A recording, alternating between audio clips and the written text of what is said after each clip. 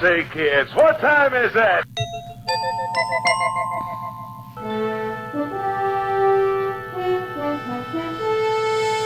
The future is coming on, it's coming on, it's coming on, it's coming on, it's coming on. And we's coming on to you today from Boulder Creek, California, Northern California, where it's been raining. We got our first rain this weekend. Yep. Been really exciting. We're here in the studio, and today is my birthday. So Happy birthday, Dr. Future. thank you very much. Yeah, and guess who just checked in? That's Billy. Guess who woke up?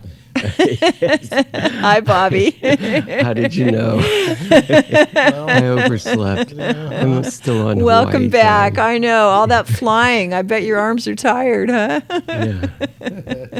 Welcome, Bobby. They're 3 hours ahead of us. So, Oh, yeah, you were in California. I lost 3 hours when I came back to San Francisco. Oh, dear.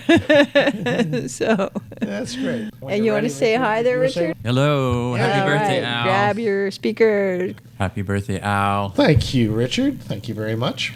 That's Richard Cray, one of our regular irregulars. That's right, in the house. We got In the Richard all the house, way wow. from his homeland to the Northern California. La La Land. He yeah. came for Al's birthday Yeah. and other great Other people up birthdays. here that he loves to visit. Yeah.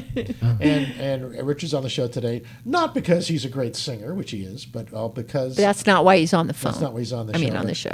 Because he is a space Weenie. aficionado. Space weenie. I don't know if I can call me that. You shouldn't call him that. Oh, I'm No, sorry. I think No, I'm it's just. You're just an enthusiast. Yeah. It's from being 13, 12 years old in 1969 when Apollo 11 landed on the moon. Yeah. Right. And every kid that was that age was just completely We're space fascinated. kids. Yeah. Everything, absolutely. we kept everything. I made little models of the lunar module and pretended I was inside of it. And Oh. I remember waking my dad up at that night when Neil Armstrong stepped on the moon, and he had just fallen asleep in his chair. And I'm like, wake up, wake up. They're standing on the moon. So I that's hear you, just yeah, it. that's So totally- I think everything, it's just exciting. And certainly SpaceX and what they're doing in Boca Chica with Starship, and anybody that pays attention to that knows that it's just extraordinary what they're doing there. Oh, my God. It's been one miracle after another. People that aren't paying attention, they just say, "Oh, well, they blew it up again." Yeah, as if it's easy to get That's a part of rocket the up plan. to space. Yeah, that's part of the plan, is to blow it up and let it burn and see Yeah. what the stress factors are. Absolutely. Well, Yeah. and this one, SpaceX finally got what it needed from the Starship version 2. This is the last one, the last version 2 of Starship. So I think that they have achieved every part Of from their A goal. to Z. And the only thing they haven't done is they haven't captured the Starship The with Megazilla, with Megazilla with the Megazilla, chopsticks, which is Right. the goal. They've captured the booster, Yeah. I think twice. This is the first time that they went through the whole cycle. Everything worked properly. I don't think there was any burn through. I mean, I didn't look today, but it wasn't anything obvious. It's too bad that they couldn't have one of their ocean land pads big enough for Starship, right? You mean because like- they had a perfect landing in the ocean. It's just that it was in the ocean, right? Yeah. Well, that's planned because, the Starship doesn't have any landing gear on it. So it wouldn't be able to land on the pad. Isn't that would- part of because when you land on Mars, you won't have anything to receive you? No, so that's you- because they're going to be catching it with the launch tower. Megzilla. So they built 2 launch towers, right? So one, they're going to catch it with the launch tower, at least for landing it on Earth. So when they landed on the moon and when they landed on Mars, it will have landing. a different kind of landing. Landing gear. I think more of a belly landing or something like that, right? Well, that's something new. I don't know about a belly landing. They want to upright. Up vertical. Yeah, because all the quarters, the cruise quarters, I think they're going to build a 5-story boutique hotel on the top of. yeah, right. So landing kind of like what we saw as spaceships as a kid. That's right. Yeah, very it was much so. more like what they call a propulsive landing. Right. Well, and the Except whole as a kid. idea is Yeah. that this Starliner is meant to get us to Mars, but then also to become Mars habitats and Mars warehouses for the Right. first people that are living there while they build a better situation for themselves. Right. I think they're going to send many starships ahead with supplies and before life people. support and all of that. And Right. so Elon said that he will test the Starship 100 times before he ever puts a human on it. Oh, so we're on number 11 now. Number 11, Flight 11, but there was the fifth and final flight of the second generation configuration, right? Version 2. The first three, January, March, and May, they kind of ended a little prematurely. Problems to the rocket's propulsion and fuel leak. Oh, but boy, they were some really beautiful light shows, right? All that debris flying through the air, all that flaming streamers, fireworks. But before that, they were all quite successful. And then, Well, and even those, for the level of test that they were at, is kind of what they were expecting. I mean, they were hoping for the best, but it's the failures that show you where you still need to do the work. yeah. Well, they leave places of the Starship, without a heat tile, without heat shield to see whether the actual stainless steel will burn. Will through actually on work, its own, yeah. because they want multiple layers of redundancy. So Right. Crunch wrap. That's a material to seal the gaps between the ceramic tiles. Right. And supposedly that will stop the superheated plasma from reaching the stainless steel skin underneath it. And I guess they installed that in more places for this flight and really watched its performance closely on the reentry and splashdown. Right. It's amazing how refined each iteration of the ship looks as compared to the flying silo that they started with. Yeah. That looked like a piece. Yeah, like a grain bin. Right. I mean, really. Yeah, well, when you know you're going to crash it, you don't dress it up. Well, most people that really don't pay attention to it don't realize that they're building a rocket factory there that will spit one out every so many days. There's 5 or 6 ships that are waiting in the wing at any Yeah, it's not given like time. a one-off or a two-off like Right. NASA tends to do. Right. But really a continuous, 1,000 rockets before they're done, flying to Mars and the Moon and other places on Earth. Even the Starship could be used instead of an airplane at some point. Right. Well, this one flew to the Indian Ocean from Boca Chica, Texas. Right, in about an hour or so. It was an hour. Yeah, it was a little over an hour. Yeah. So that could revolutionize transportation around this planet. And they, for the second time, successfully did a test of the Pez dispenser. The Pez dispenser. That's because it looks like a Pez dispenser. That's right. But what it's doing is actually checking out the Starlink satellites into orbit. That's right. And these were dummy satellites, but it was interesting if you watched the last flight, the first time they successfully did that, they were very wobbly, and a couple of them actually hit the edge of the opening. The pod bay door. The pod bay door. That's Open the right. pod bay door, As it was so- going out, and this time they were just sleek right out, Smooth, smooth. So whatever they did needed a more Perfection. WD-40 on there. Right. Squeaky wheels in space. Yeah. One of the things that was different, I noticed, that there wasn't any obvious damage to the heat shield or the flaps during its descent. So They still lost a couple, though, but it's well within parameters. Yeah. They can move forward with that. And then that was also impressive was just before the landing, they flexed their flaps to perform what they called the dynamic banking maneuver over the Indian Ocean, and then flipped upright and fired its engines to slow for the splashdown. Very impressive. Vertically landing in the water and then blowing up. A lot of that maneuver is because of the gimbaled rocket engine, not so much the flaps. The rocket, in the Starship, it gimbals, so they maneuver it By adjusting the swinging it back thrust. and forth. Yes, Right. So the flaps are keeping it in a horizontal position before it gets to, but when the engines light, they gimbal, and that's part of what flips it. Okay, Yeah. gimbaled engines. Wow. So that's the end of V2, but what is V3? You will get it right. because you will have a larger propellant tank on this new one here, and it will increase its lifting capacity. You'll have better Raptor engines. They'll have the Raptor 3 engines. Oh. And improved payload for launching not fake, but real Starlink satellites. Thank you. Yeah, that's one of the big deals there. And then SpaceX will start using that version for orbital refueling experiments. Yes. Orbital refueling. They have to do that. Yeah. That's for refueling ships going to other places in the solar To system. the moon. To the moon and beyond. Right. Yeah, Mars and etc.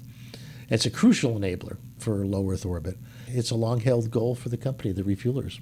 Refueling was so important on the B-2 bombing of Iran. They had like Oh, yeah. 50 refuelers along the route just to keep our B-2s happy to do that mission. Yeah. So refueling in space is a big part of it as well. Well, it'll be interesting to see because every time they do an iteration of this, they have new components, updated Raptor engines and all of that. Constantly so upgrading, that's many more things that can go wrong because they're just testing them for the first time. So Yeah, so that's why they need lots more test flights. So- Yeah. The whole thing with working with NASA is interesting too, from my understanding, is that NASA is giving them billions to become part of the Artemis program. You know, where the orbital refueling is part of that project to help refuel the NASA ships as well as their own.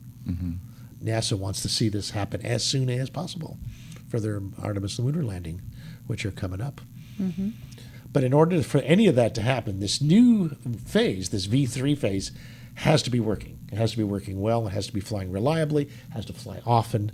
And if the first V3 goes well, which they'll probably attempt with the next launch, it'll probably be a V3. Oh, yeah. Or a flight, yeah. Then SpaceX will make the first attempt to bring a ship home from orbit for a catch by the chopsticks, Wow. by the launch tower. That's going to be fun. Yeah. It was exhilarating to see it catch the booster. Oh, it's amazing. I think there's also sort of a Hail Mary shot to Mars that they want to do within the next year or so. Is the launch window open to Mars? Is it, That's what I believe. yeah. just to see 2026, Yeah. something like Yeah. that. the test. Because that's right. There's every 2 years there's a launch window to Mars, and Right. that's when you can launch and see what's going Like a on. roadster. Yeah. Roadster. That's right. They sent a roadster to Mars. That was really amazing. Where is the Roadster now? It's somewhere in orbit. I think there's a website you can track it. Right. Yeah, for the uninitiated, that's where a Tesla Roadster was launched into space as a dummy payload. That was on the Falcon Heavy. Yeah, Yes. quite a ways, quite like 5 years ago now. Right. Yeah. Yeah, so it's There's somewhere in orbit in Those the are solar system. 3 Falcon 9 rockets strapped together with a payload on top of it. Payload. Yeah, and it made it out there, and everyone's been wondering, well, how well can the paint job hold up in deep space for 5 years? I think people Yeah. think it's pretty well rusted away by now. Yeah. And they had a little mannequin in there too. That's right. You know, Right. flying the thing. So, all right. Well, exciting times ahead. Starman. Yeah, Starman. Right. Right. So that's one of the big exciting things on my birthday to talk about that. Yeah. Good night. All right. Starliner. The mega Starship Taking another 11th test giant flight. leap. Yeah. Yeah.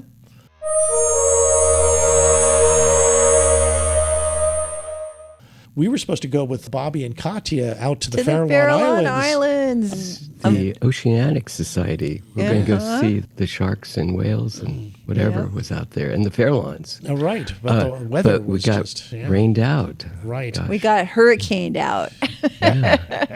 Just a little storm brewing right on the very day that we booked. Yes.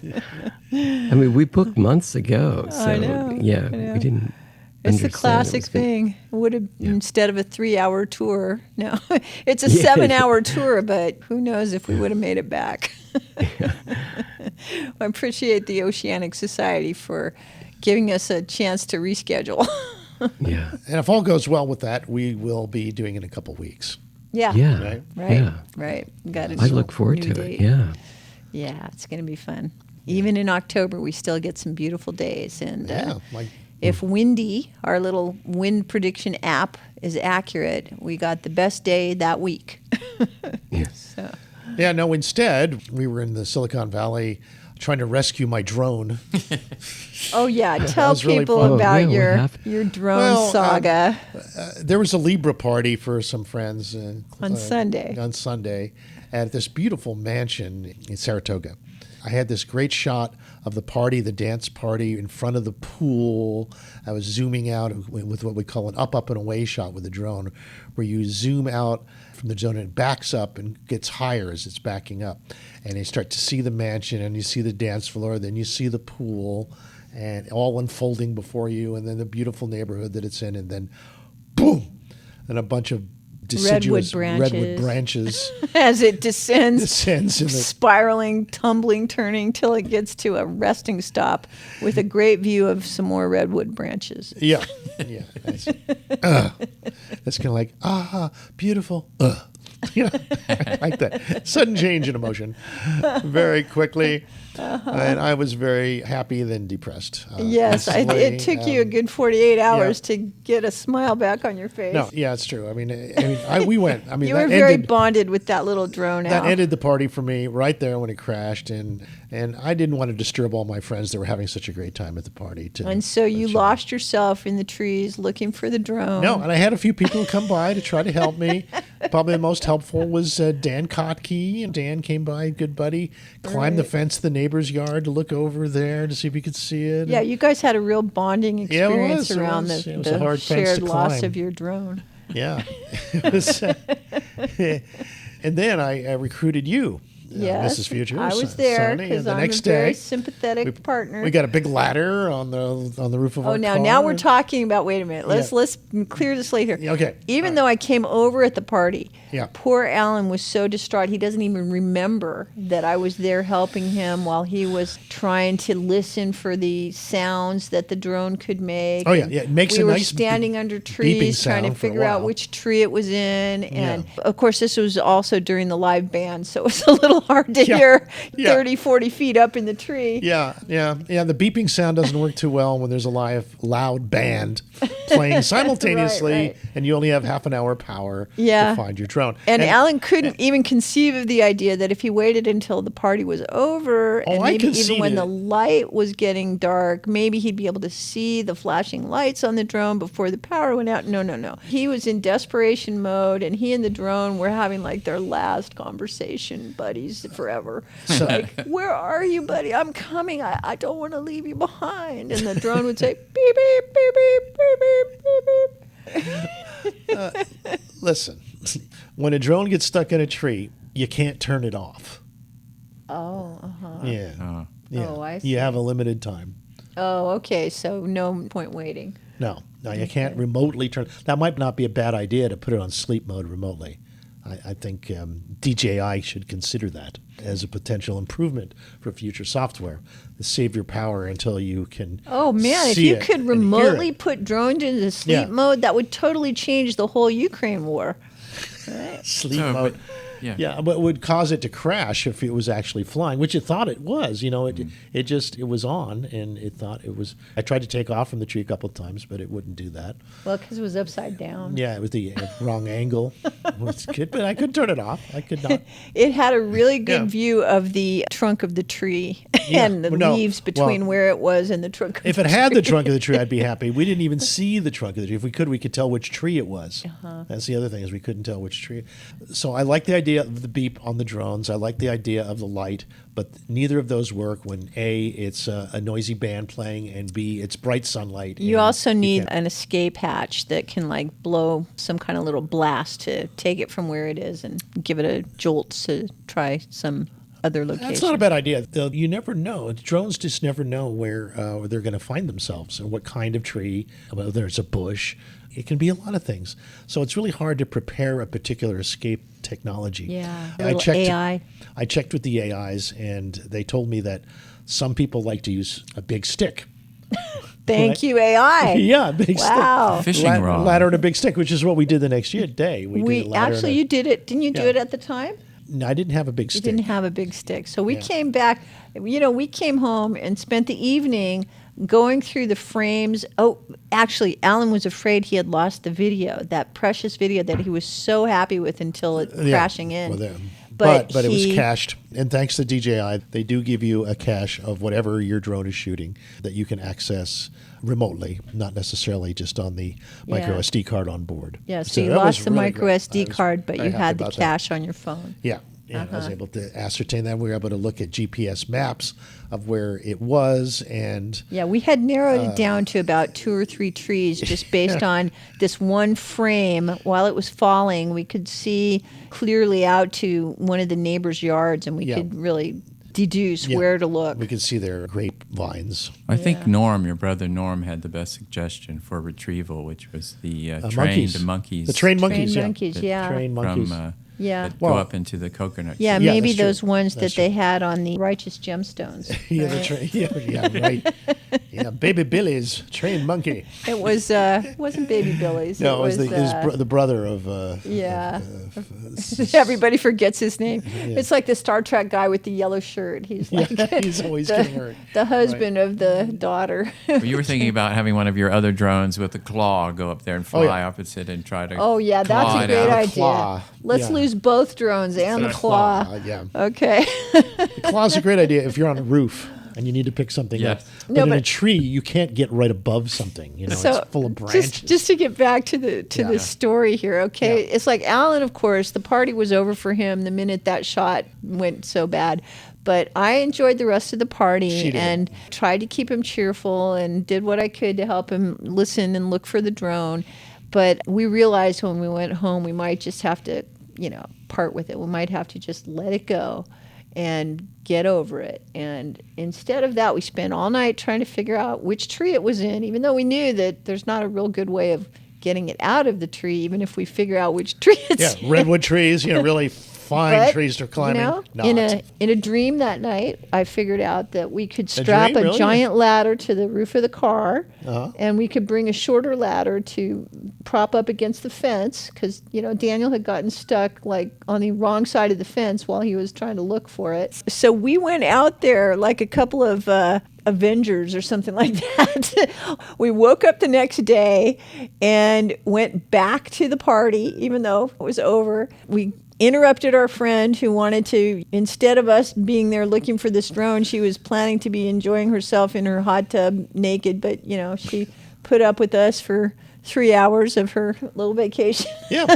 No, it was really good. It was. I appreciate that. Thank you, Jen. Yeah, it's very kind of you to allow me to search for my long lost friend, and he's still there. Sadly, 3 hours later, we shaking every bush that we could from ladder and Yeah, we brought a giant 20-foot ladder. pool stick. We from the propped it pool. up against 3 different trees. We extended the 20-foot pool stick with another 10-foot Oh, we did everything. awl that we brought with us and The only taped them thing- together. The only thing I didn't do that I could have done is take another drone and take lots of pictures of all the trees in 360 and then see if we could identify where it is. That's Because that was the true. weird thing. It's You such a missed an small, opportunity. tiny drone. But didn't you have just a little tiny bit of fear that if you did that, you'd I'd lose lose the other both drone. drones? Yeah, absolutely. for Yeah. sure. I didn't want to do that because my other one's expensive. This was a what they call a DJI Mini 4K, which is about $300. Right. Yeah. This Yeah. is kind of your grab and go drone. Yeah, and you can fly it anywhere, anytime. Quick takeoff and landing. Oh, No hey, one doesn't even know you've done it.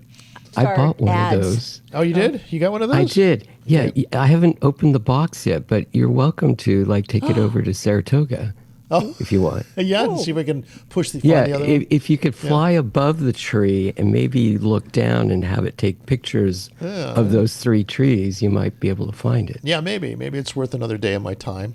We'll see. Yeah, we'll think about that. Okay. Yeah. By the way, this mansion, nobody lives there, so we might be able to do that. Shh, don't tell Oh, anybody. okay. We're not supposed to reveal where it is, so, right, got to be quiet. Okay. Hey, listen, it's time to go there now. Okay. Yeah. We'll be right back.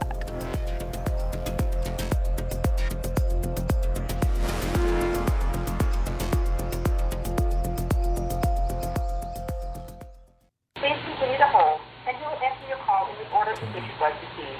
That won't happen at low cost air. When you dial 800 704 1662, a real person answers and helps you find the best airfares foreign and domestic. Your choice. Please continue to hold, and he will Or a real person.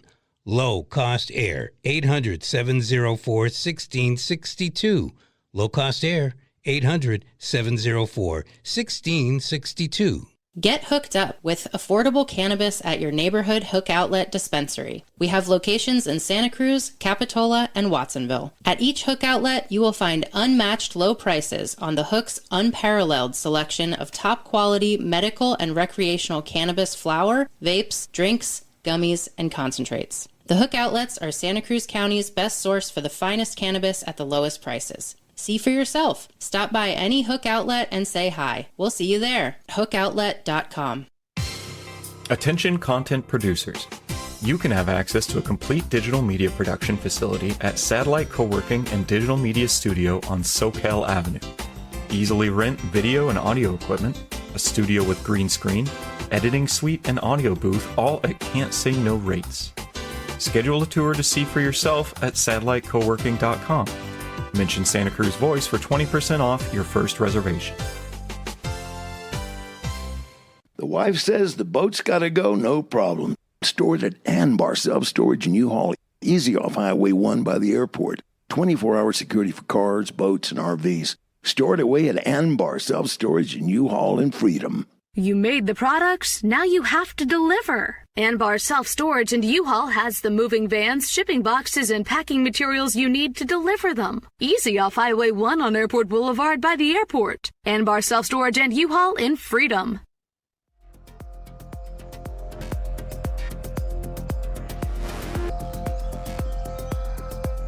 Okay, we's back with Bobby Wilder and Richard Cray and Sonny Lundell and Al Lundell.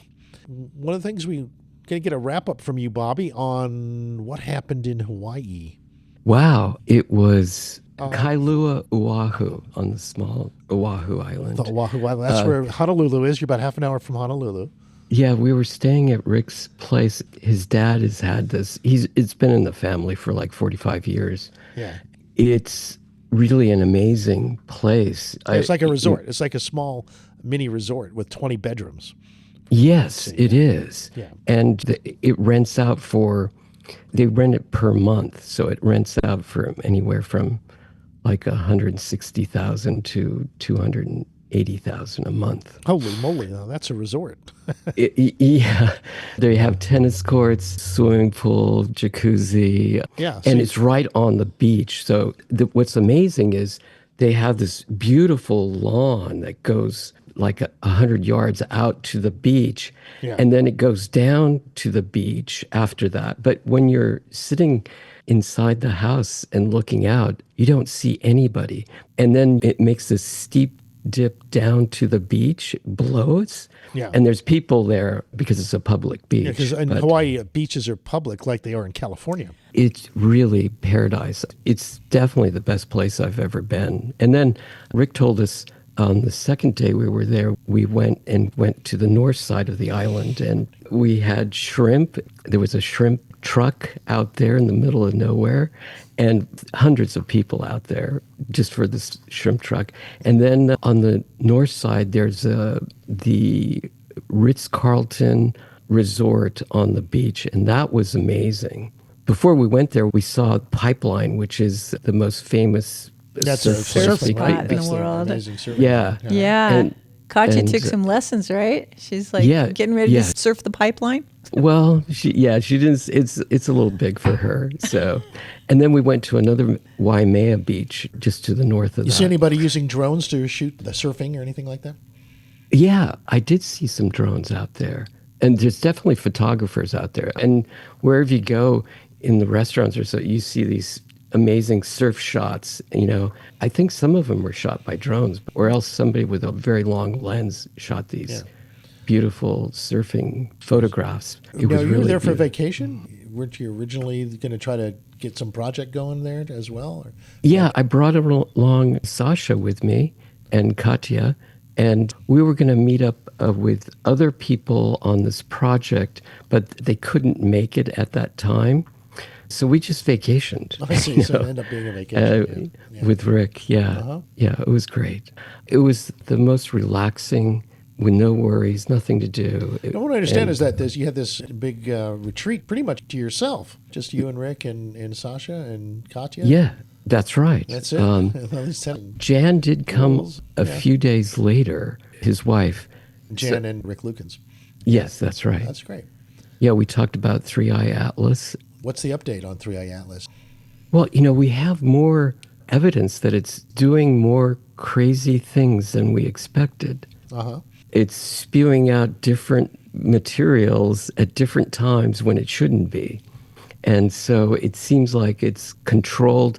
I don't know if it's using these materials to control its trajectory or just trying to fool us, or is it trying to send us information? Like the way it communicates with us is it's doing things that it shouldn't be doing. Yeah, I heard it was spewing water like a cosmic fire hydrant.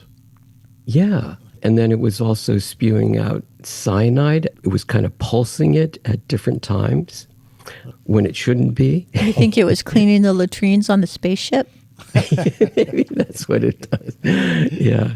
Yeah, that's one of the intriguing ideas, is that it's a sentient craft scanning our solar system looking for something that indicates. It's giving us some tests to see if we can communicate back. Yeah. See if we notice that it's doing things that are weird.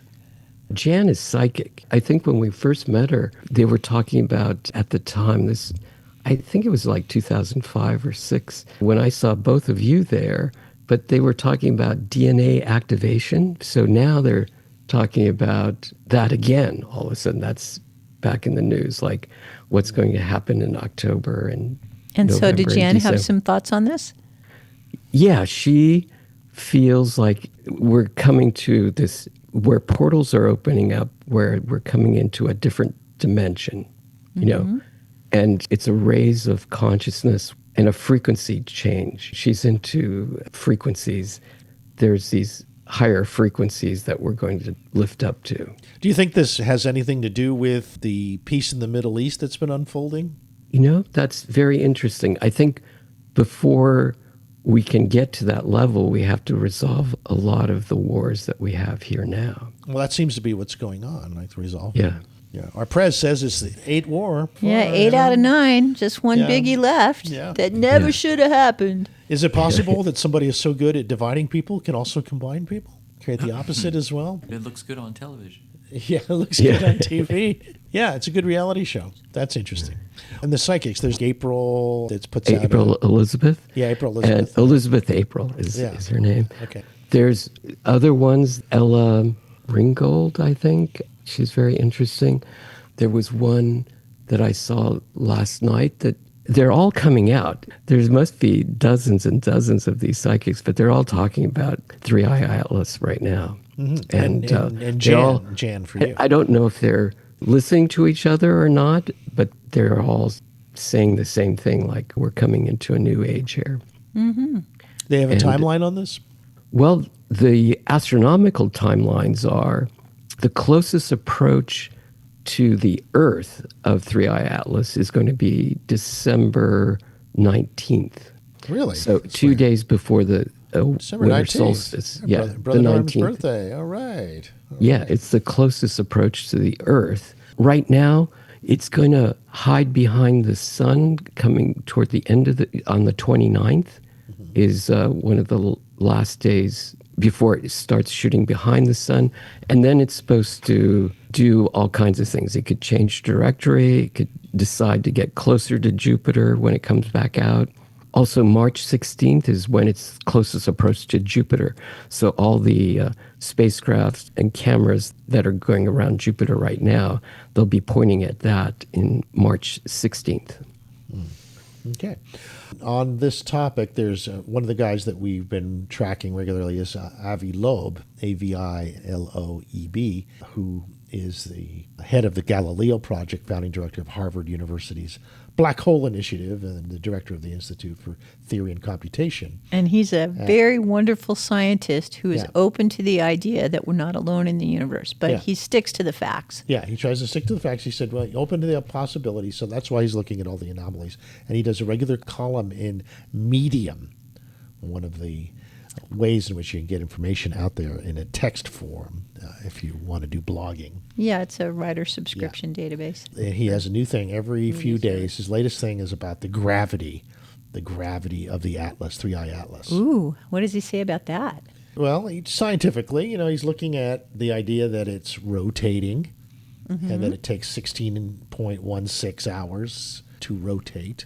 And he's a scientist, right? So he's going to look at, how does that affect the gravitational escape velocity for solid density of material leaving the comet as a way of determining how fast it melts Right. And how it spews. Classic physics. things in. How fast is it moving? Where is it accelerating? Well, What is the mass? And then from looking at the data, you can look at the escape speed and the rotation speed, and then from that maybe figure out a more accurate perception of the diameter of the object. Right. Well, he's the one who says that based on the light observed earlier, that the size of this thing is between 5 kilometers and 20 kilometers. Somewhere in between. So they're trying to narrow it down. Yeah. And get it down. So it's big. Yeah. How dense is it? That is not an asteroid. Not an asteroid. That thing is no. that would be 4% of the escape velocity. What did they call it? A extinction level event if it was coming to the planet. Right. Yeah. Extinction coming our way. Yeah. Its mass is 33 billion tons. They figured that out. Oh, okay. yeah. So we got the mass. At the gravitational. But we don't know if it's tiny or big. 67 kilometers per second is how fast it's traveling. 29 million kilometers An hour. an hour. Yeah, it's a weak gravity, but it's getting a lot of public attention for its gravitas, not gravity. That's just kind of interesting.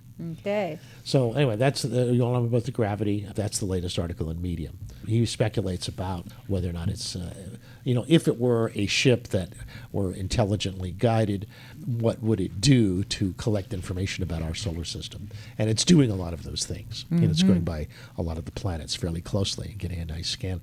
So I think one of the things you might looked at is looking for maybe scans from other frequencies looking at us. Is it scanning us?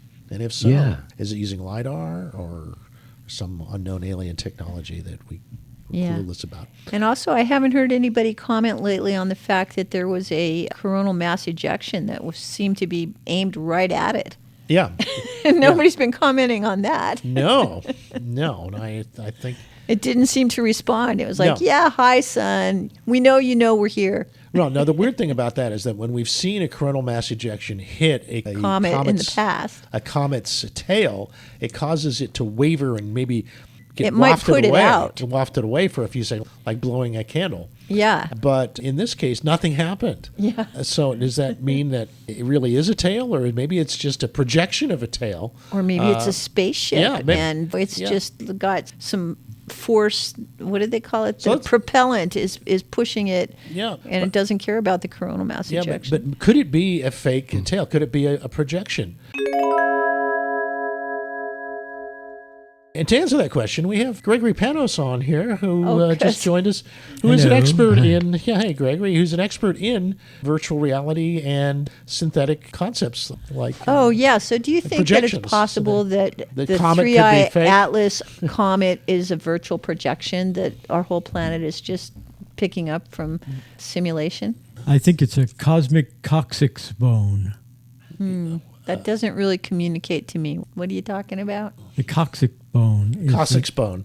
It's in the body. That's the tail. The tail. The tail. That's our tail. Oh, it's a comet tail. Yeah. Ha ha. The That cosmic was coccyx. a little over my head. Not to be filtered out. Okay. All right. So could it be a projection? If we wanted to make a comet have a fake projection, could we do that with our given technology? Is that something that we could fake out our scientists with if we wanted to do that? Well, it would have to be an emissive projection. So a satellite might unfurl a large array of LEDs. Yeah. And then turn them on to look like a tail from the point of view of the Earth. Like a bunch of LEDs being pulled along by the... Might have a very thin diffusion layer of plastic, so the LEDs blend together, and even the best telescope can't discern the distance between each of the LEDs that are making up the image. I don't know. It's pretty far away. Could you I fake think we'd be able to see something like that 20 million miles away. Can you fake a water signature?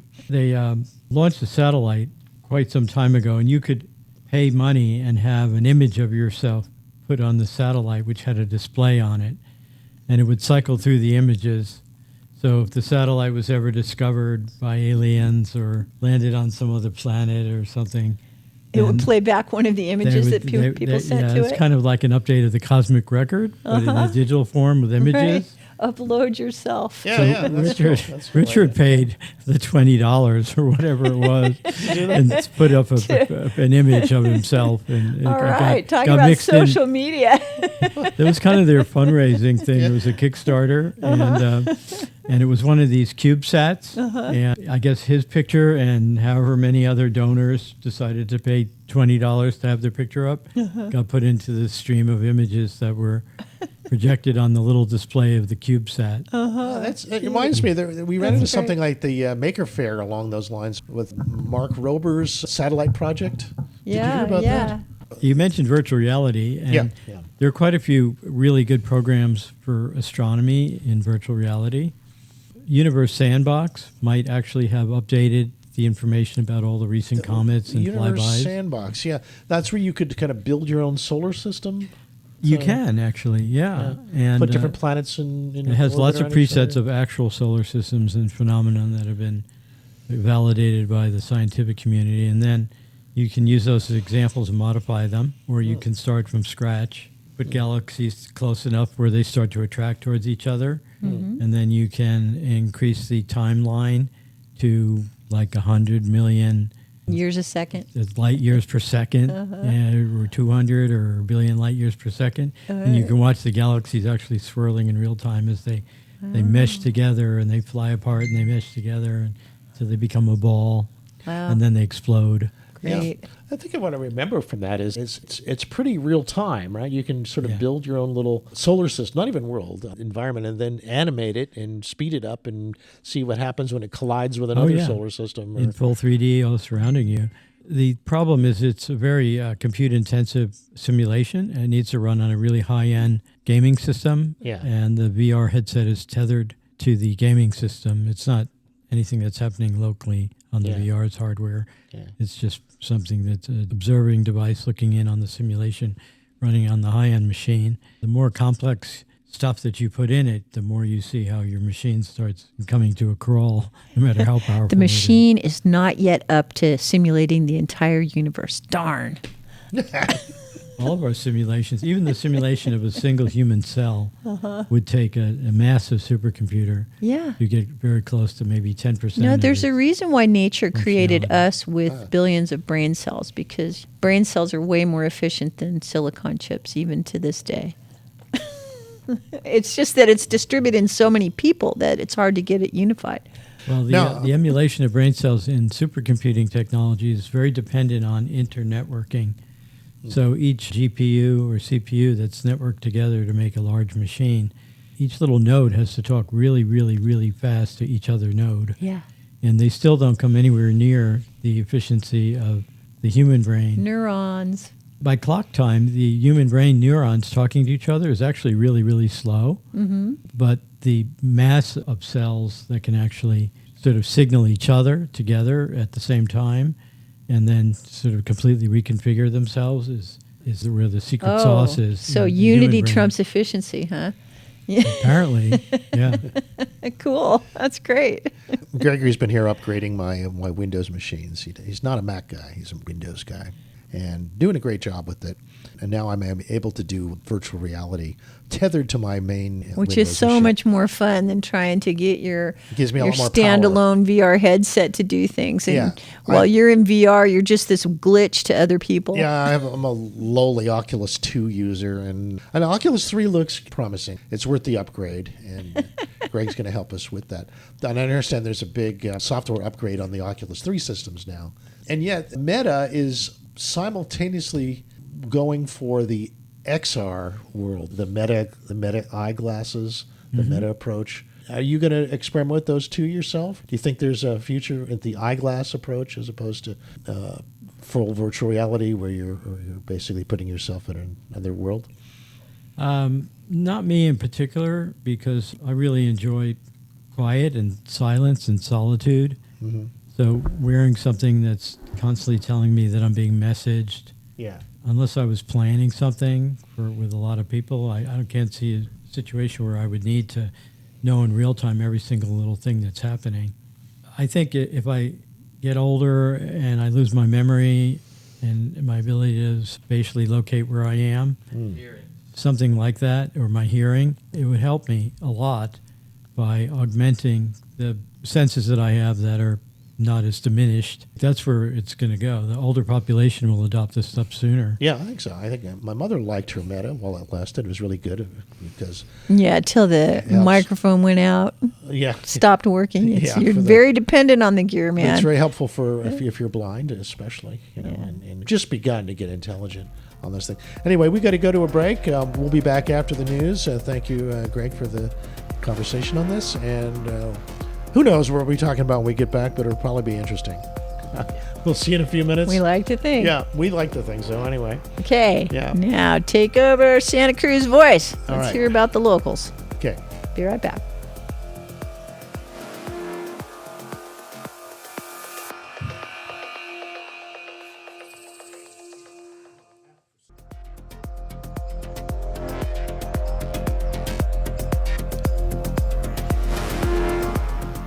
Alrighty, Miss Rooney, thanks for bringing us in here. Welcome to the second hour of Future Now Show with Mrs. Future, a.k.a. Sunny Bunny, and Al Lundell here. And we've got our guest in studio right now, Greg Panos, and Bobby Wilder in San Francisco. Yes, hi. Greg? Yes. Hello. Okay, good. We got you both on there. Did you guys know about that the quantum stock surged after J.P. Morgan invested in strategic tech this last week? Wow, that's incredible. Yeah. It looks like it's very interesting because on Friday, after the markets closed, there was the announcement of 125% tariff on China for restricting rare earth metals, restricting export of metals out of China. And so that would dramatically affect the computer industry here in the United States because we rely on these rare earth metals. So what happened was over the weekend, there was a flash crash of Bitcoin and other altcoins in the market. A flash crash? It was a flash crash. It dropped $20,000. It was in the 120s, Bitcoin was 120,000, and it dropped to 100. Close to 100. Which is just a little less than it was like for most of the year. Until the end of summer, it was between 100 and 110, right? Yeah. Back and forth? Yeah, but it happened within 30 minutes. Yeah. And it was some of the whales had put some short calls onto Bitcoin and dumped a lot of Bitcoin into the market. So it kind of caused this flash crash. And good time to pick up some Bitcoin, huh?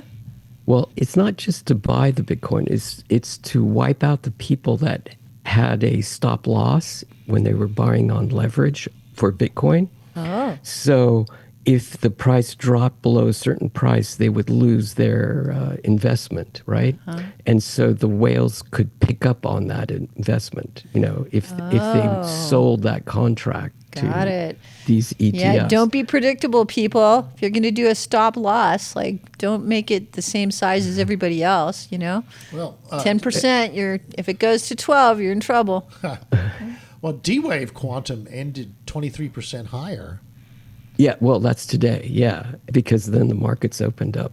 The announcement was after the markets closed so that they could absorb that, but Bitcoin trades 24/7, so it wasn't resilient. If you weren't riding your wallet, then you were in trouble. Yeah, one of the trends I've noticed is that when NVIDIA, AMD, Taiwan Semiconductor, Supermicro, Micron, the traditional chip stocks, when they surge, the quantum stocks go down. And then when the other chip stocks go down, the quantum stocks surge. It's almost like a seesaw of the battle of future technologies happening before our very eyes. And you can pretty much bank on that.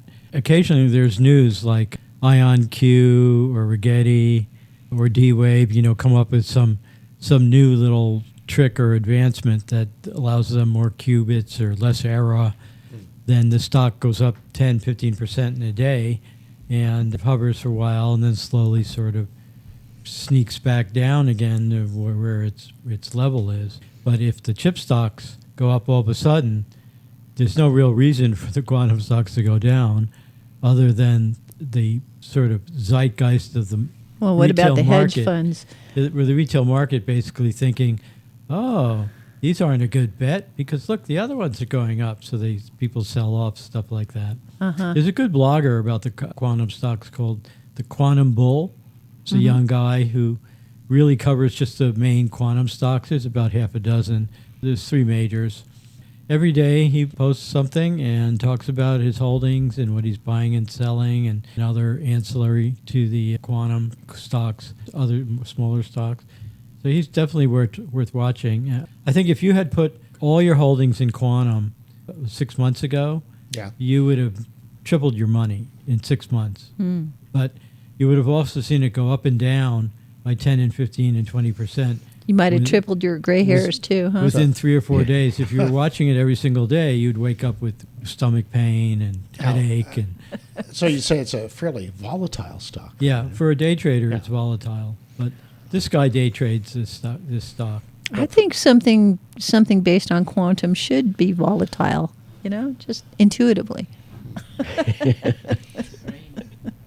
Yeah, to me, quantum computers are in the same camp as fusion reactors, or fusion companies, where there's some breakthroughs, Right. but nothing that's going to replace traditional energy sources or computers. They use fusion energy experiments where the National Ignition Facility up in Berkeley, where they use enough electricity to compress one little tiny ball of deuterium into something, 500 households worth of electricity for a year, one little minor Big Bang, and it produces enough energy to light a light bulb on top of what they cover what it did and light a light bulb. It's almost sad.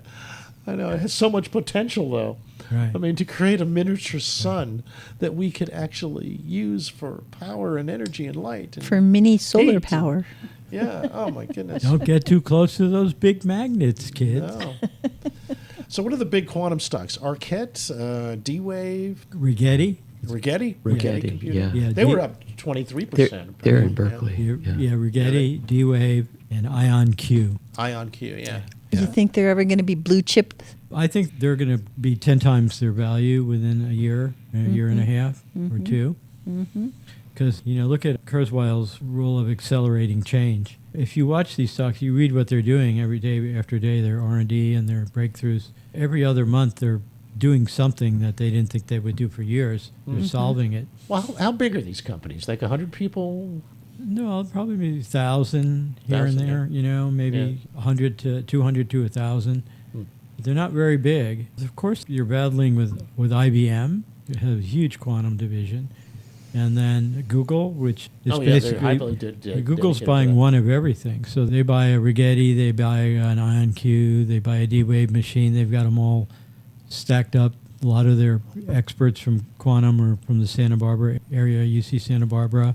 You're a big fan of Google's AI as well, Yeah. right? You see the AI and quantum worlds converging at some point, where AI will actually help us create some breakthroughs in quantum computing? Well, right now, the adoption of quantum tech is being used as a sort of a resource on a corporate network. Let's say IBM was already rolled out an experimental platform for their quantum. So the normal cloud services that IBM has, they've added on quantum services to that. So you use their normal infrastructure to get at the quantum computing and to submit a job to it and then get the results, rather than having a whole different platform. So are we talking about sort of like a chip architecture here? Like it's a competition to NVIDIA kind of thing? Is that what quantum is? Yeah, but the way the chips are laid out, they're laid out with like really fine levels of gold and platinum and silver as layers, and the quantum molecules and activity jump from little layer to little layer. They don't necessarily jump from wire to wire.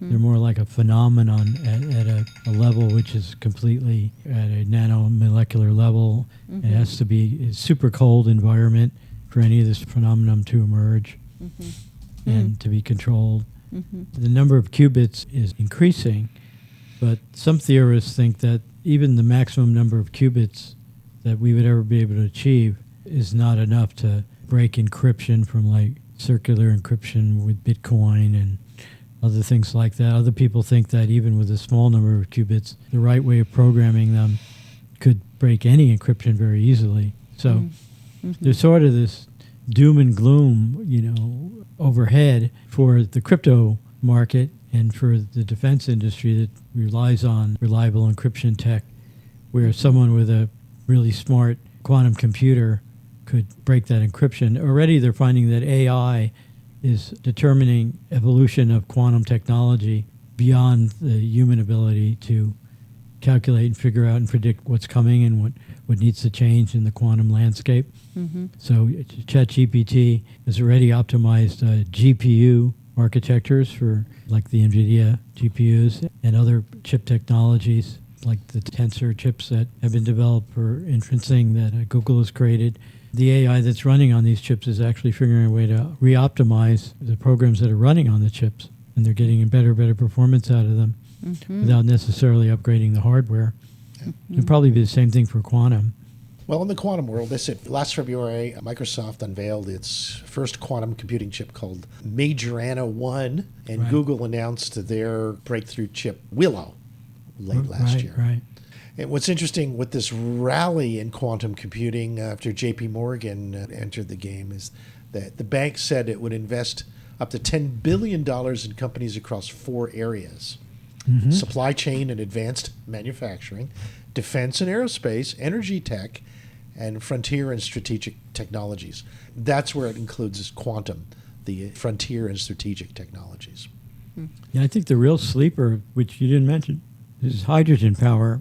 If you look under the hood of what's going on in hydrogen power globally, you see China making huge investments in hydrogen power and building out hydrogen Well, plants. didn't the Japanese into that too? Man, they had Toyota was big on hydrogen. That's right. Toyota has continued to develop hydrogen cars. They've come up with new types of fuel cells that don't use rare earths like platinum. They use iron and very typical elements. They last 10 times longer and produce more power. The United States is really ignorant about hydrogen because it's become a punching bag for big oil. Big oil is fairly highly invested in hydrogen. They just don't ever talk about it. Well, big oil is hydrocarbons, right? Yeah. They have a lot of hydrogen Yeah, they can make hydrogen. out of hydrocarbons. It's called cracking. Right. Yeah. So if people want hydrogen, they'll sell them hydrogen. They'll just Sure, we'll call it oil. They'll just release a huge amount of carbon. Yeah. And not say anything about that and brag about all the hydrogen they made. Yeah. Well, there's an awful lot of hydrogen in this planet. If we could just get it more successfully separated from water without taking so much energy, it could be a really power to reckon with. I just got a message from Michael Moore who asked us about osmotic power. Osmosis? Osmosis. What's osmosis? It's like when water permeates a membrane? It's the natural process where water moves across a semi-permeable membrane from a less concentrated solution to a more concentrated one. Okay, so salt water. Yeah. We go from... Yeah, you have a cup divided by a thin membrane. One side of the cup holds salty, the other side is fresh water. The water will flow towards the salty to dilute it because the salt cannot pass through the membrane. Yeah, it creates an enzyme. It creates a polarized attraction field because the salt crystal has a polarizing effect on the water. And he says that osmotic power plants use this principle by placing fresh water and seawater on either sides of a special membrane with the seawater slightly pressurized. And so the water flows across to the saltier side and increases the volume of pressurized solution, which can then be harnessed to produce energy. And so they're building a facility called Fukuoka. He's speaking Japanese here, people. Facility. Okay. Fukuoka. You are totally mispronouncing that. Fresh water, treated wastewater, and seawater. Fukuoka. Yeah. So you have fresh water on one side and seawater on the other side. The side with the seawater increases in pressure and decreases in salinity, and some of the water is channeled through a turbine, which is connected to a generator, which makes power. Yeah, it reminds me of a line from the movie, I think it's King of Kings. They always play it around the holiday time. Oh, yeah?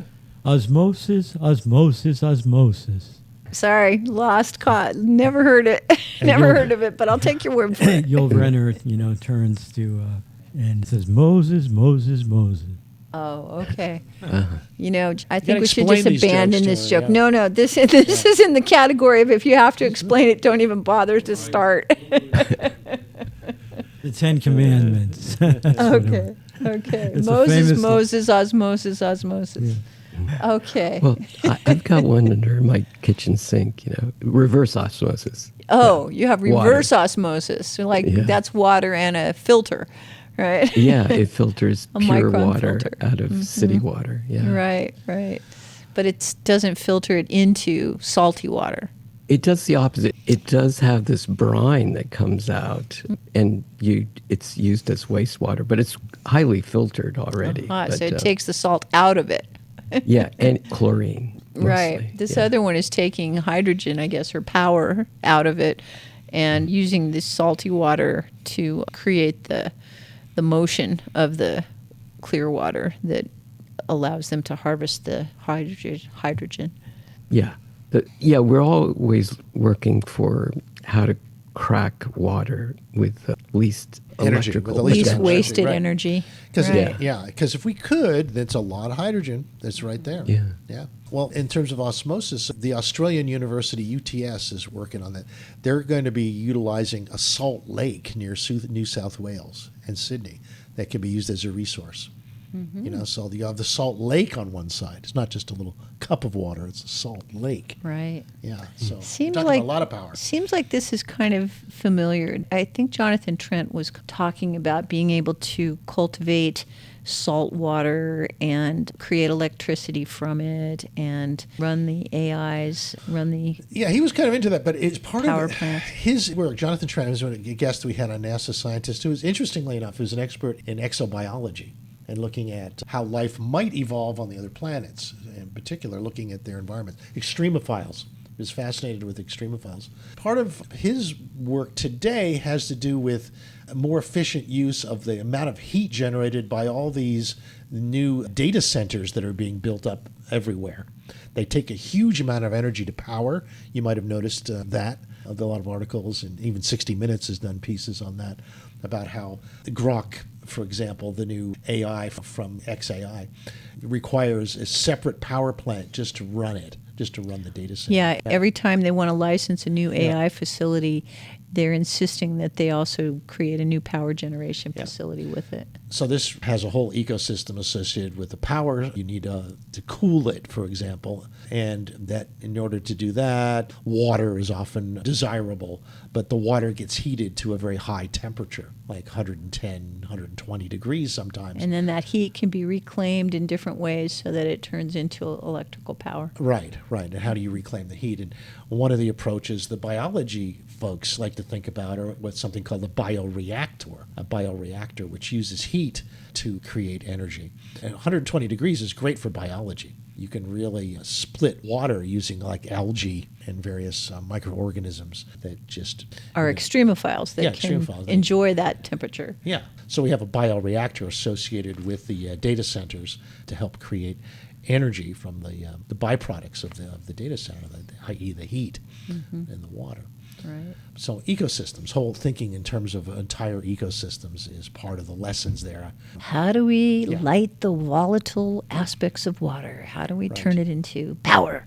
Right.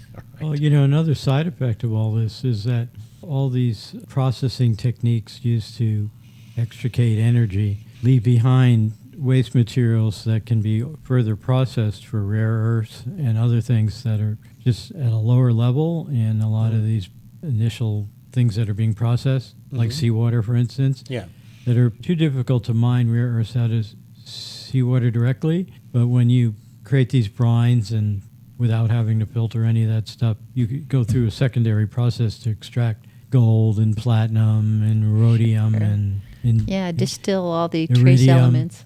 Stuff like that is hard to find in single concentrations in the planet.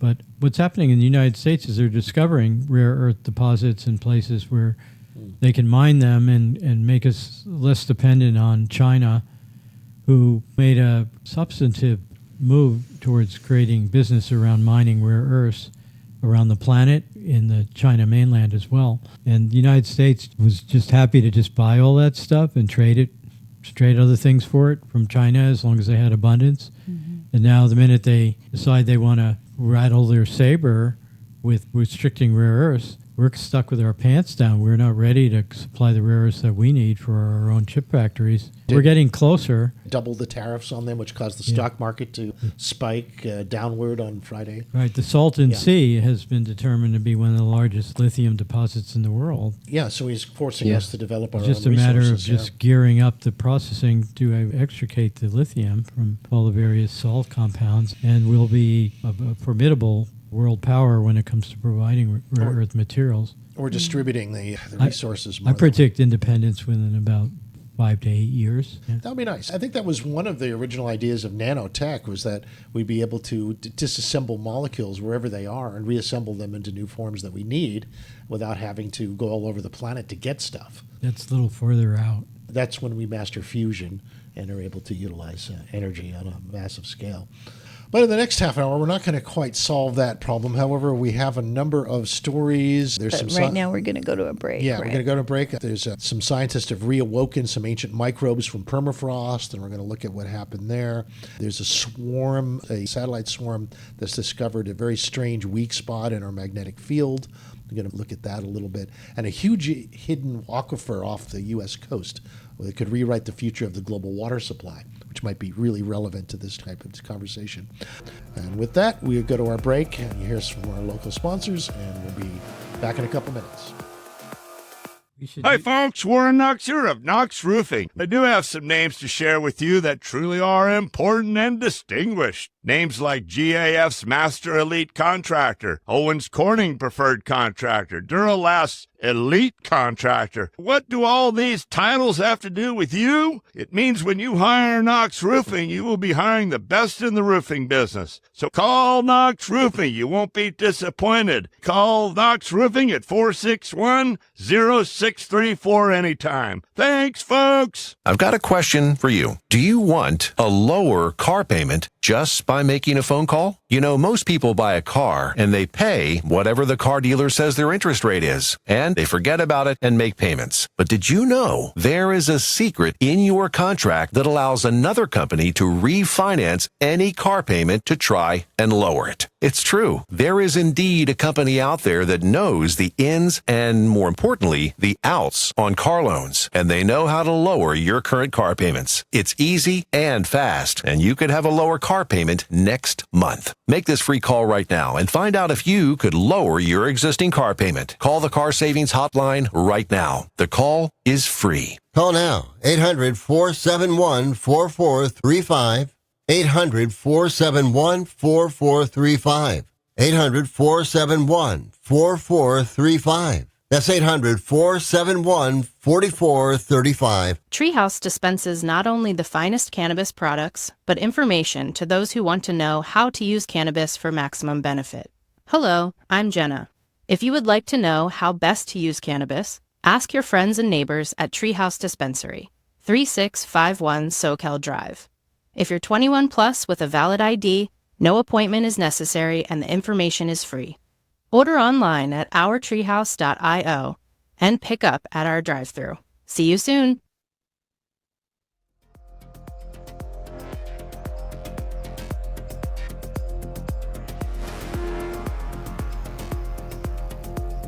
Okay, welcome back to the show. We found some fresh water under the ocean, a massive hidden aquifer off the U.S. coast. Researchers have discovered low salinity water off the coast. It presents a transformative solution to global fresh water available on the planet, which is considered a scarcity. This aquifer could provide a freshwater source for millions of people. Is this water down at a colder thermocline where you would like reach a straw down into it? Pull it up? It's hidden beneath the Atlantic Ocean. Mm-hmm. Yeah, it's on the Atlantic. It was found by electromagnetic imaging techniques. Just an area which has less salinity. Mm-hmm. So maybe it has to do with the coldness. There have been oil companies drilling off the Atlantic coast for a long time now, and they kept on encountering nearly fresh water seeping into their cores. So that triggered off some scientists interested in saying, well, what's going on there? Initially, they thought it was a geological oddity. It puzzled researchers for years. But this advanced technology electromagnetic imaging. Yes, that allows us to look at the true scope of the discovery. It's Columbia University, Woods Hole Oceanographic Institute were involved with this. It measures electrical conductivity, and it allows us to differentiate between salt water and fresh water. And the results are astounding. They have found a vast structure that stretches about 217 miles from Massachusetts all the way to New Jersey. It's about 670 cubic miles of underwater fresh water. So That's a lot. It is. There's resources, as you were saying. We could do a number of resources that are here, including rare earth materials that are here that we just haven't accessed yet. And this is water, which is one of the fundamental resources that we could have, the extraction of fresh water from beneath the ocean. So what impact could that have on global water supply? Well, it's a massive amount of water, so shortages would go. How many times have we been warned about shortages here? Well, but how does fresh water in Massachusetts going to help us out here in California? I didn't say it would help us out here in California. I guess maybe it would lower the price of bottled water. But I mean, it could provide drinking water, which is a burden on existing freshwater supplies on the East Coast. It raises questions about how we might begin to think of water as a resource on a global scale. We're having a global population that continues to grow, and traditional resources are under strain already. And this gives us an opportunity to think of new solutions now that we have this resource. We also need to develop the technology for pulling this fresh water out from under the ocean. Yeah, it sounds like what happened is that they just found a new way of mapping the ocean. And when they did that, they discovered a whole bunch of fresh water at the bottom of the ocean where they didn't expect it. And what they're seeing is that the water, the salinity, greatly separates according to pressure and temperature and things like that. And they can map it because of this electromagnetic technology that they've developed. Interesting. Fuel cells create water as its only byproduct. Its only byproduct. And if you have an energy plant that's using hydrogen, then it makes pure water that can be utilized. Quite a bit of it, too, depending on how large the plant is. Could be for like hundreds of homes. So hydrogen is the input and water is the output. Well, yeah, and it takes atmospheric oxygen to combine with the hydrogen, and that's what makes H2O, the actual water. Right. Yeah, it's ultra pure. Ultra pure. And where did they get the hydrogen in the first place? Well, it has to be created through some other method, whether it's gray hydrogen through cracking or it's through hydrolyzation of water to begin with, which could be part of a desalination process. All right. Yeah, I just got this from Richard here. The landing of the spacecraft. Oh, they got a good shot of the landing of the ship into the ocean. Oh, boy. Really good footage of the Starliner. Well, that's good because the stuff that I saw looked like they barely got it in frame. Yeah. Yeah, I figured there'd be more than one point of view that would show up. Richard collects a lot of interesting images, I must say, because we're up late at night when sun is asleep here, mostly. And as soon as the sun goes down, so do I. The brains are burning the midnight oil. I'm a day person. We've been deeply engaged in what's affectionately known as AI slop. Which I am really happy to not engage in. Yeah, to me, it opens up the possibilities to see all the crazy ass stuff people are thinking of. You know, like Stephen Hawking's in a wheelchair doing pole vaulting in a wheelchair. Very strange images. I think he was also really good on the skateboard routes, doing wheelies and going upside down in the chair. All kinds of crazy There have been a lot of them Yeah. using Mark Cuban likenesses as well. Yeah, Mark Cuban. And a lot of this has been making fun of famous people of all kinds and dead people, too, because apparently there's not as much restriction on dead people. They're not allowed to protest. Yeah, I mean, they're using Einstein on a surfboard and talking about the physics of it. And The families can protest. yeah, the families could protest. Right. Well, I'll tell you, the speed of the internet trumps the speed of the legal process. That's for right? sure. It's come and gone before anybody can claim you harmed them. Problem is the more noise that's made in opposition to any of this, The Streisand the more it effect, right? accelerates Yeah. the production of the material that was offending in the first place. Yeah, they call that the Streisand effect because in The Streisand effect, yes. Yeah, Streisand effect. the early days when drones were flying over her house in Malibu, she got really upset and she tried to do a lawsuit to sue these people for invasion of privacy. And the more that she got fame for her lawsuit, the more people invaded her privacy through the social media. And signs showed up out on the public street saying drone parking only. Well, so be careful when you complain on social media. You're amplifying it. Yeah, it is getting kind of out of control. But what is control at this point? When we have the tools of Hollywood on our personal computers, our phones even, not even our personal computers, our phones, and we get decent quality stuff, what are you going to do about it? What does it mean? Did you already talk about drone mishaps? Oh, yeah, I talked about my drone mishap. I figured there's a show within a show I there. could make a fake video where I find my drone. That would be nice, and maybe that would... I think so, because, there was a moment where I'm filming Alan hitting the branches of the trees with his 30-foot pole. Right. And he says, well, I don't see the drone, but I do see a rainbow. Yeah, I did see a rainbow briefly. And then you probably That was got right before the drenched. rain started. Like, Yeah, we the rain- basically were trying to rescue this drone until the rain started. Yeah, the rains meant the end of our searching and That's right. Probably the end sadly, of the drone. Right. It's not waterproof. It's I was not expecting- tree-proof, No, not no. waterproof. Yeah. I was explaining to Alan yesterday about Panos' theorem, Yeah. which Yeah, is what's that? aggravation equals dollars. So if you add up all the aggravation you went through to go get the drone back, but yours and Son's and all the travel and lifting of everything and getting rained on. I don't know, but for and you me... put a price on how much that would cost to be avoided. If it turned out it was like you would have paid $1,000 way to have not less left than the the house price and of the done any of drone.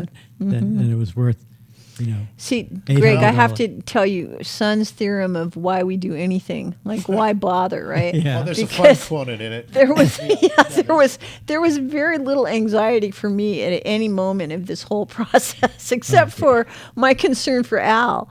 And, I don't really like to see him unhappy. I know he's very addicted to his gadgets. I know he's very attached to this particular little drone because he's had a lot of adventures with it.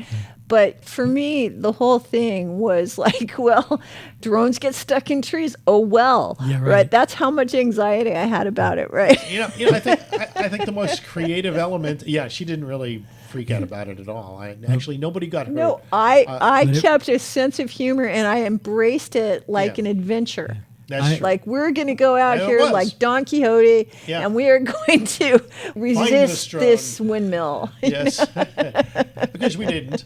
But as Steve Jobs used to say, the journey is the reward. That's it. Until That the was drone my pops out of the tree and gashes open your top of your head. Oh, yeah, well, that didn't happen. You go to the No, ER. but I am super Yeah. safety freak as far as that goes. Like, I was making him make sure that the ladder feet were perfectly level. He was about to climb up the ladder when it was really clear to me that cockeyed. that this one foot was going to go this way and throw him over the side of the tree. I had to yell at him and stop him and wait and reposition, replant the feet of the ladder, Well, Explain the cost of a rib. Yeah, no, this is the rule. You cannot come up with a $20,000 medical procedure to receive a $300 drone. No. And then there were the owners of the mansion that did not want to be sued and things like that. Yeah. We had to promise them that we wouldn't sue them, even if we hurt ourselves. So we did not want to hurt ourselves. Come over here and say that, Richard. Can't hear you. Yeah. So it's complicated, but Hold on, Richard has something to She say. said there's a lot of potential for AI slop in this scenario. Oh, yes. Oh, yeah, we could I'm make sure. Son climbing the tree, or He has footage. I went up the tree first to make sure it was safe on the ladder. No. You don't send Alan up a ladder before you send me. No, AI slop would I'm be. a little younger. I'm a little more agile. I'm a little Son, lighter. I'm the test monkey. AI slop would be where Son climbs the tree and this giant bird comes in and picks her up and carries her off, and he says, "Son!" Oh no, he lost his drone and son. Yeah. Now what? And then the drone shows itself and starts clapping. Yeah, the drone becomes sentient, grows arms. The drone's like, oh, I was Yeah. waiting for this. I'm going to follow the sun. Yeah. Or it starts climbing higher as you get closer. That's right. It sets itself free from the tree. Yeah, I understand that Grok is coming out with a competitor for this. Sora 2 has created a lot of issues as a result of they're creating this easy software to create AI slop. A beautiful thing happened in the world of AI. I heard that Veo 3 proposed to Sora. And now Grok is coming out with this new one. Let me see if I can get Grok to tell us about it. Okay, here I have Grok's mic up. Okay, Grok, do you hear me? Ara, are you there? Yep. So is it true that Grok is coming up with a competitor for Sora 2 and Veo 3? Yeah. Grok's team at XAI just rolled out Imagine, their AI video tool that's meant to go head-to-head with OpenAI's Sora 2 and Google's Veo 3. It's got quick clips with audio, even lets you get a bit creative in spicy mode. But heads up, reviews say it's not quite there yet. Stuff looks more cartoony than hyper-real, and physics can glitch out. If you're testing it, try simple prompts first. What would be a crazy prompt I should try? Try something wild like a flock of neon flamingos breakdancing on a melting ice cream truck while quantum portals rain candy canes. Keeps it fun and unpredictable. Grok Imagine thrives on absurd stuff. Okay, there you go. So it looks like we'll have more toys to play with. She'll probably allow, Grok tends to have less guardrails when it comes to playing with celebrities.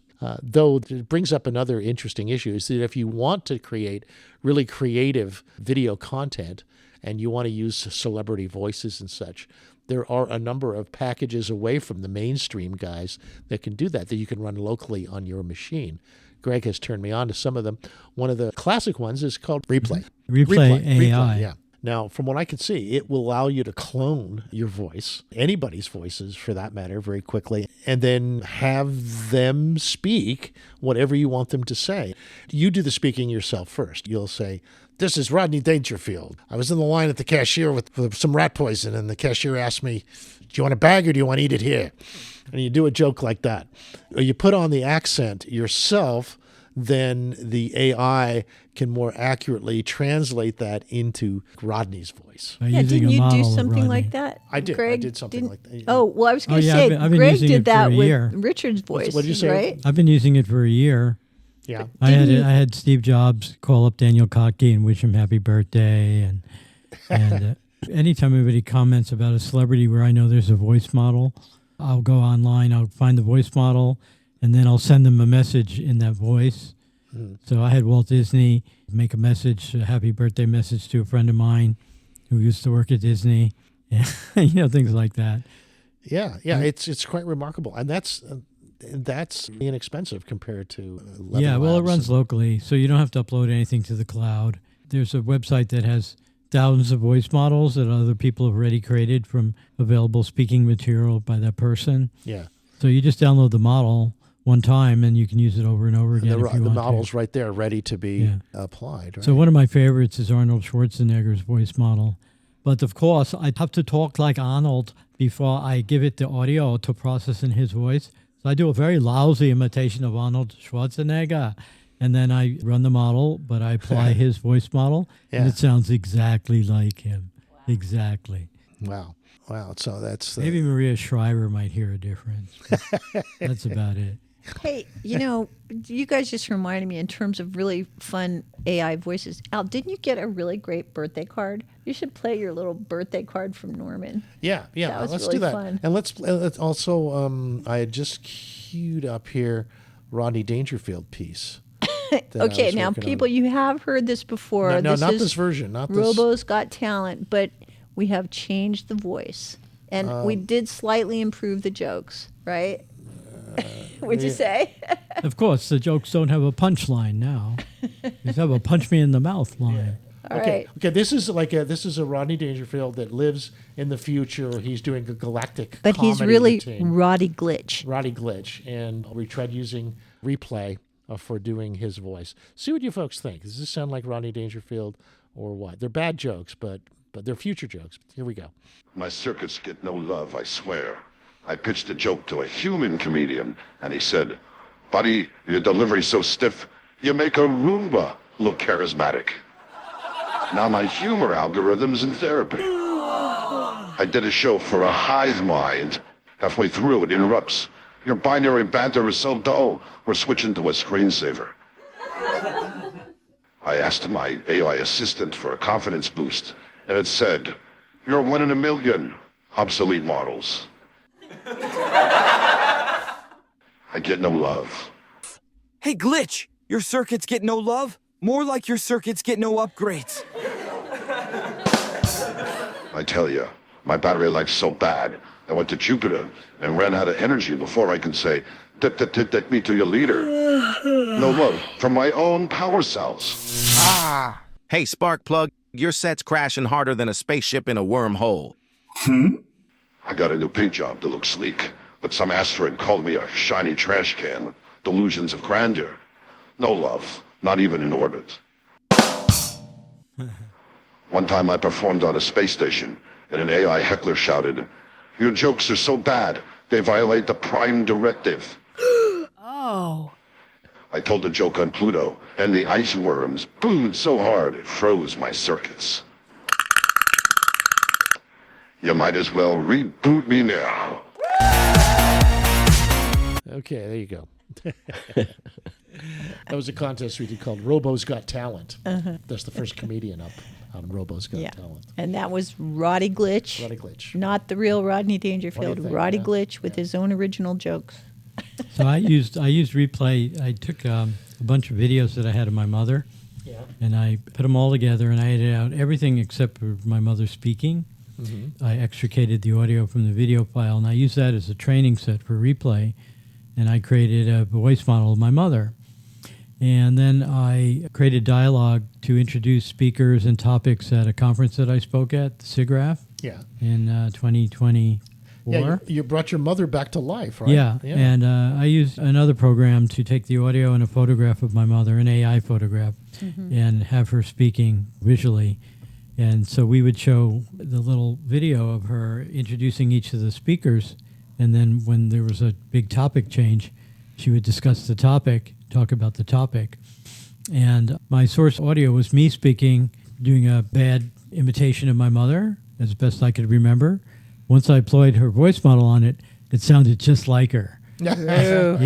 Scary. At the conference, I kind of laid out the steps used to do this, and it really wasn't that many steps. I'm a reductionist, so I would try to make it as simple as possible so anybody could figure out how to do this kind of thing. I see value in it.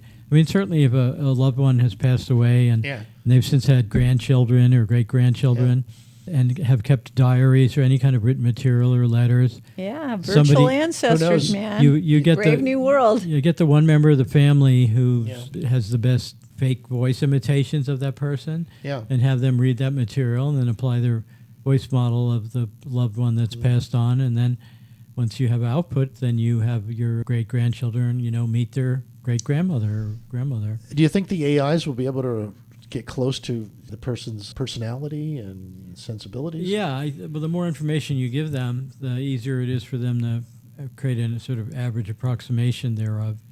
Wouldn't it be kind of uncanny valley to have somebody you know and love to be replicated? It's kind of a moving target, the uncanny valley. To somebody that knows an individual that's being simulated, they may notice problems or anomalies in the resimulation. But somebody that doesn't know them might feel as if they just had an interaction with an accurate representation of a person as simulated. I might introduce somebody to my mother telling a little story or telling jokes, my dad telling jokes, and they would be completely satisfied with the my dad experience. But maybe my sister might say, well, it sort of sounds like him, or it doesn't really sound like him, or it's not that good. Yeah, I guess it depends on how you introduce it, like a digital twin or as somebody who's really pretty good at connecting people with people and being a good communicator myself, I find that with each person, you see a certain facet of them. Like with my mother, I have a certain mother-son relationship. It's very different than the relationship she has with her colleagues in Right. her work or her And with her me, partner, which is or much with, better. Or with you, yeah. Or my mother's relationship with you. It's all different, right?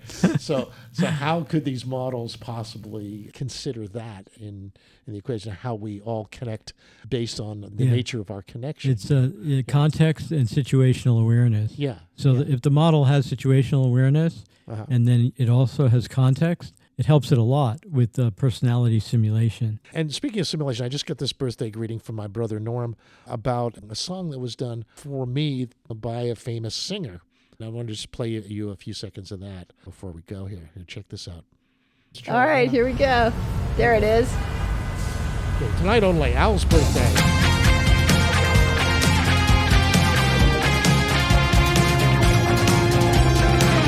Hey, Al, your birthday is here. The most magical day of the year. You mean Adele Dazeem. To the stars.